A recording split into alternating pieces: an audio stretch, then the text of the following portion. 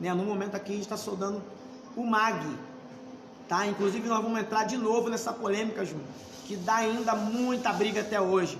Gente, neste momento vou ensinar para vocês, com certeza, vou ensinar a vocês soldagem mag,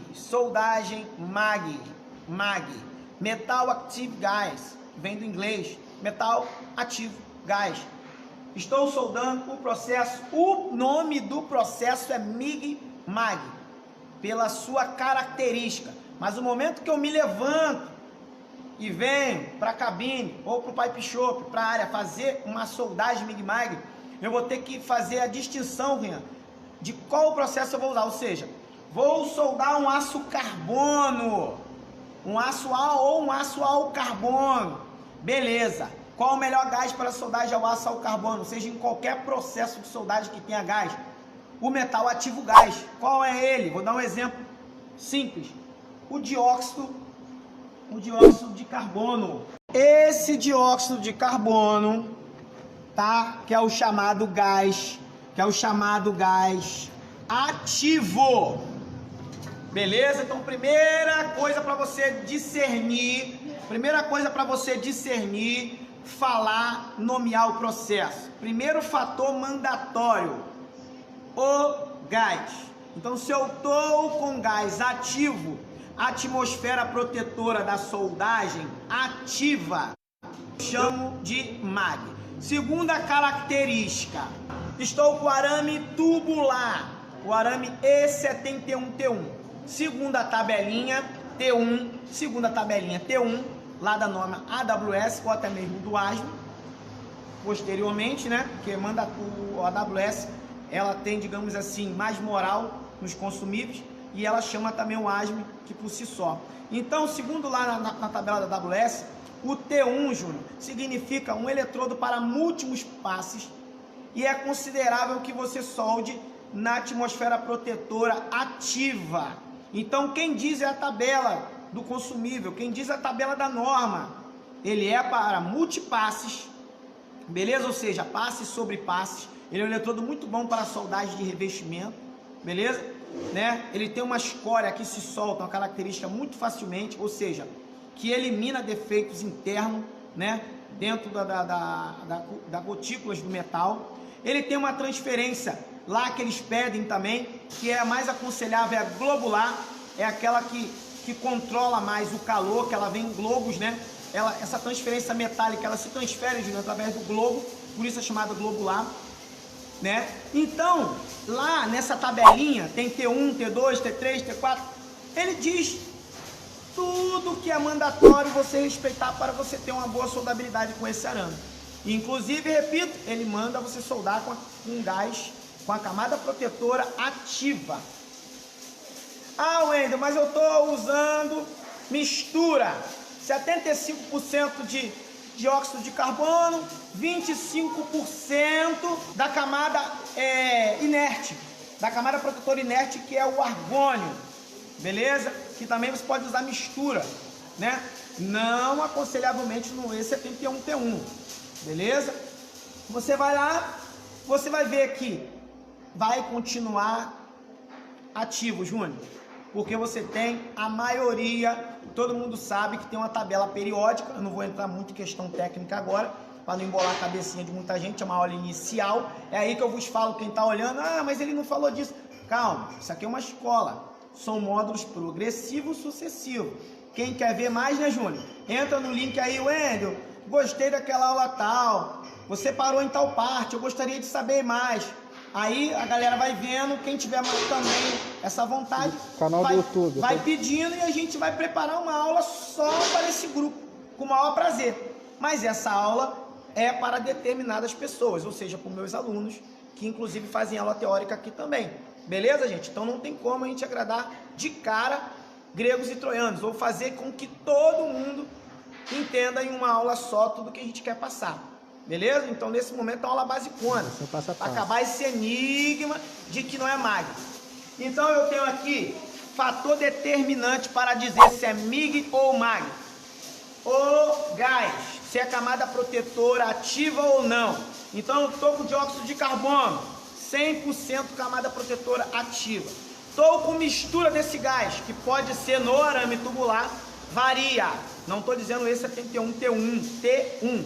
Eu estou dizendo o arame tubular 71T1 varia entre mistura ou não. Estou com a camada protetora CO2 puro. Puro, já diz, gente, ativo. Estou com a mistura, que ela pode ser geralmente 75, 25. 75% dióxido de carbono, 25% argônio. Continua sendo camada protetora ativa. Porque na tabela periódica, se você for ver lá, né? Se eu não me engano, era 0,4 o acetileno, acho que era 0,2, eu acho, tá, gente? Nem tudo a gente lembra de cabeça. Eu não fico dando aula aqui lendo script. São muitos anos dando aula. Então vamos lá. Cada um tem uma tabela periódica, um peso. Então o peso do CO2, que é um gás ativo, é bem maior do que um argônio. Piorou o hélio. O hélio é um gás bem leve, tanto que você coloca aí, né, na bola aí de encher, enfim, nos balões aí da vida, e aquilo flutua. Então, você tem 75% de gás ativo, você tem 25%, é só coerência, não precisa nem de estudar química, física.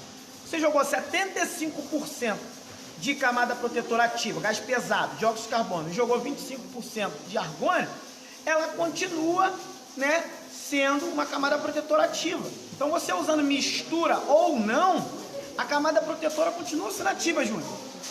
Beleza? Outro fator predominante, o tipo.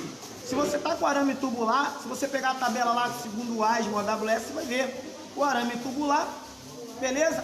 É a melhor camada para proteger ele é o gás ativo, é o CO2 puro. Ah, então para que então que eles colocam 25% então, professor, de argônio? Aí a gente vai entrar lá para física. Você está soldando um ácido especial, você quer melhorar a fluidez do material, você quer melhorar a penetração. Aí você vai lá e joga a porcentagem de 25%, depende, né? De cada, não tem só esse tipo de mistura, tá, Júnior? Você coloca lá 25% de argônio para você melhorar a fluidez desse material, para você melhorar esse impacto que o CO2 vai causar, propriamente dita lá no metal de base. Por quê? O gás inerte, ele não muda as características físicas e mecânicas do metal base, né? E já o ativo ele muda.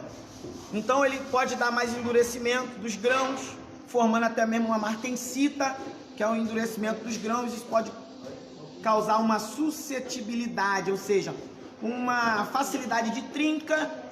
Então por isso que você coloca 25% ali. Tô falando mais 25%, tem outras misturas, tá, gente? Do CO2 com argônio, do argônio, é porque é mais famosa e é mais eficaz. Então você coloca aí dentro lá dos engenheiros químicos lá, dos engenheiros mecânicos, eles que decidem juntamente com o nível 2 de soldagem, beleza? A engenharia. Então, gente, segundo a NBR, tá, gente? Que é a norma regulamentar brasileira, ela dita lá que o processo arame tubular, não tá me vindo agora a norma na cabeça, mas ela diz lá, depois eu vou jogar para vocês o link aí. Então existe uma norma, tá? Que é uma NBR que diz, tá? Que o arame tubular, ela diz bem claro, e não é só essa, a gente chama, Júnior, de literatura, né? Apostila, não é só essa literatura não. Se você pegar as apostilas da UFMG, que é a Universidade Federal de Minas Gerais, né? A UFMG, a Universidade Federal de Minas Gerais, você vai ver que ela também fala que o arame tubular é MAG. Só que muita gente, Júnior, sei lá, não vou aqui ser leviano de jogar a porcentagem para não pegar mal, mas 60% dos estouradores, galera, ainda temam que o arame tubular não é MAG, que o arame cobreado não é MAG. Mas o fator determinante para dizer se é MIG ou MAG, primeiramente, é a camada protetora, a camada gasosa. Segundo, o metal de adição. O arame tubular, inclusive lá no ASME, quando alguém for fazer engenharia, quando alguém for fazer técnico de soldagem, vai ver, tá? Que tem também a tabela lá de F-number, P-number, e ela também fala sobre isso, beleza? Lá no QW tal, é só procurar, gente, que um nenhuma literatura ela corrobora, ou seja, elas se combinam, elas chamam uma outra. Então nessa NBR, que eu não sei de cabeça, não me recordo, eu falo dela direto, só que agora deu um branco. Lá na NBR você vai ver, gente. Vocês vão ver o que eu estou falando, vai confirmar. O arame tubular é o fator determinante para saber se é MAG, é a camada protetora gasosa, o tipo do consumível e o metal base. Eles se conversam. É aço carbono, é MAG. Aí você une as informações. Olha o barulho, gente. É arame tubular, é MAG. É a camada protetora gasosa. Beleza? Quem está começando agora, a solda de MIG-MAG, né? Essa que eu estou falando propriamente, já existe já o MIG-MAG sem gás, tá? Que não é o fator em questão agora. Tem que ter uma camada protetora. E essa camada que protege contra os gases atmosféricos, que passa a ser um problema na soldagem, traz porosidade. Então o oxigênio é prejudicial à soldagem. Então essa camada protetora gasosa, ela é chamada de gás ativo ou gás inerte, né? E temos também um terceiro gás, que é chamado reagentes também, que é pouco falado. Então nós temos no mundo da soldagem os gases inertes, os gases ativos e os gases emergentes que a gente fala, né? Que a gente vai falar em outras aulas. Então, todos esses gases são importantes na soldagem. Qual é a soldagem que não tem gás? Existem inúmeras, mas as melhores, as que mais se desempenham, Júnior, as que mais têm, como é que eu vou dizer, qualidade, são as que têm camada protetora gasosa. Por exemplo, o eletrodo, Júnior. O eletrodo ele tem gás também, está estrudado, ou seja, é parecido, eu costumo dizer para meus alunos, galera, que é igual incenso. Você é aqueles pauzinhos que você acende ali e aromatiza, né? Quando ele entra em combustão ali, quando ele queima, e ele não exala aquele cheirinho gostoso, aquele gás que tem um cheirinho gostoso, a mesma coisa o eletrodo revestido. Quando ele entra ali em combustão, quando ele queima, ele exala uma camada protetora gasosa.